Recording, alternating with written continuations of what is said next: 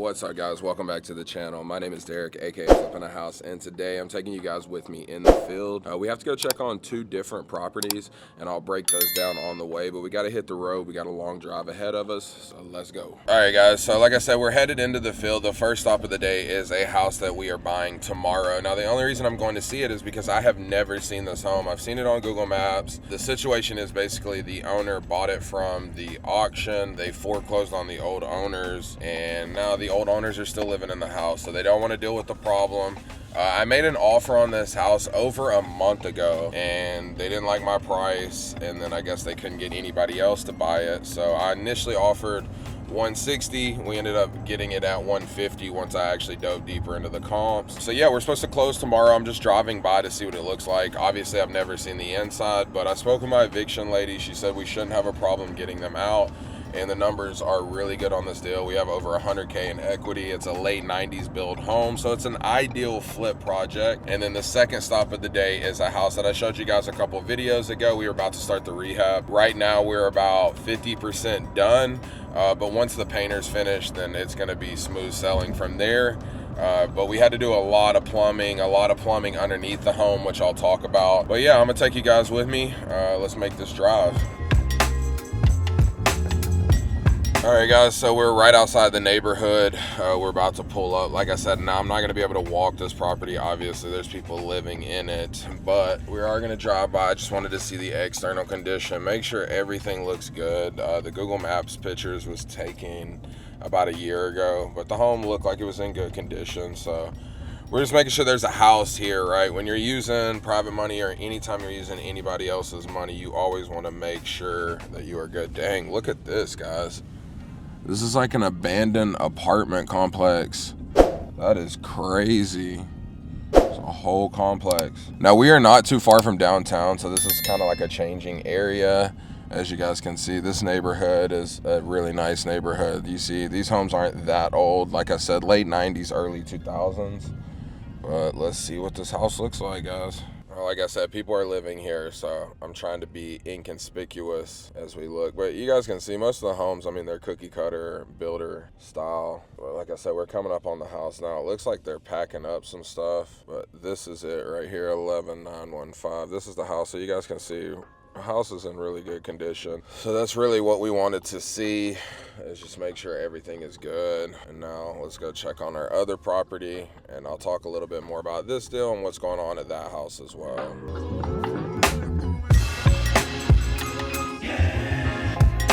Alright, guys, next stop of the day is the flip that we've been working on. If you guys remember, you can probably see the house behind me.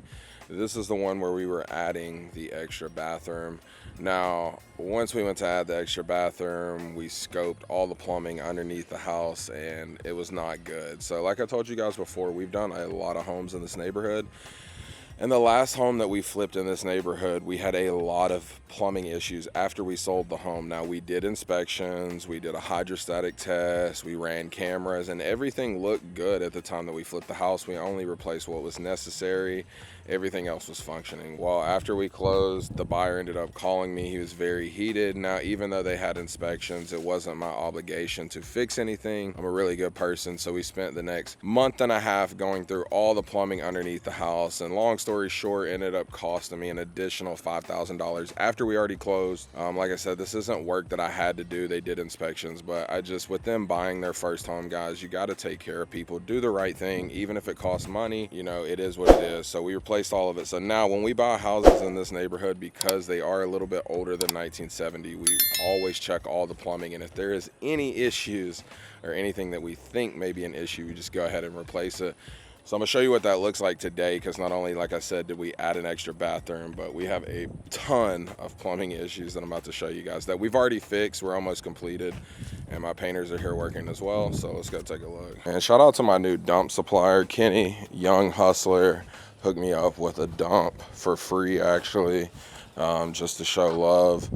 Just a young guy killing it. But let's go take a look at the progress on the inside of the house.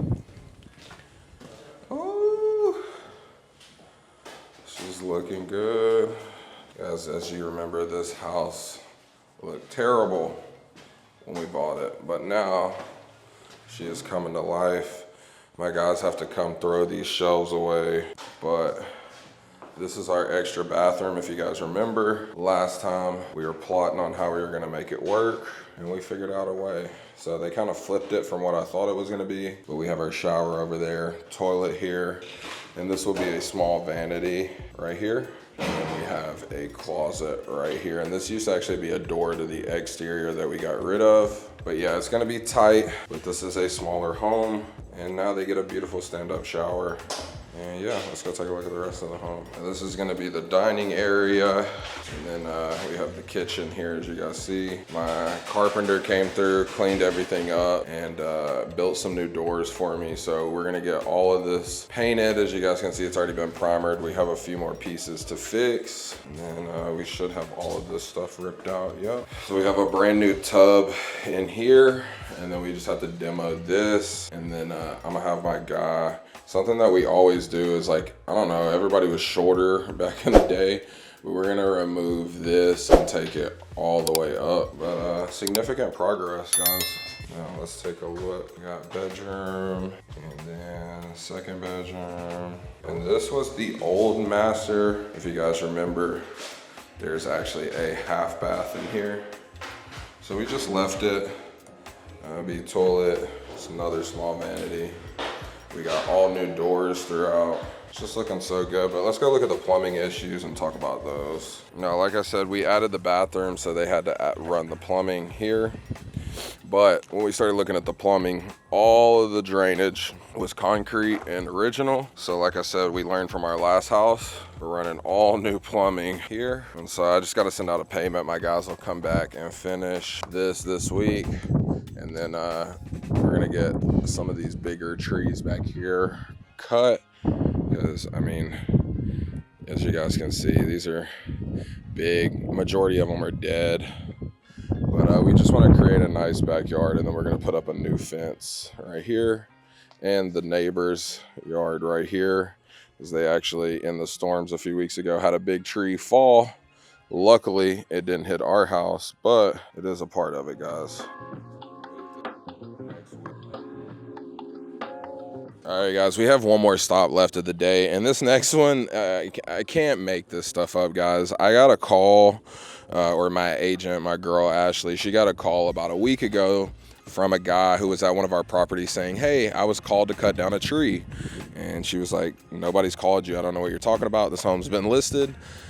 So yesterday, of course, we had somebody wanting to put in an offer, and they came back by the house, and the tree was completely gone. And I'm not talking a small tree, guys. I'm gonna show you a picture of what the house looks like right here.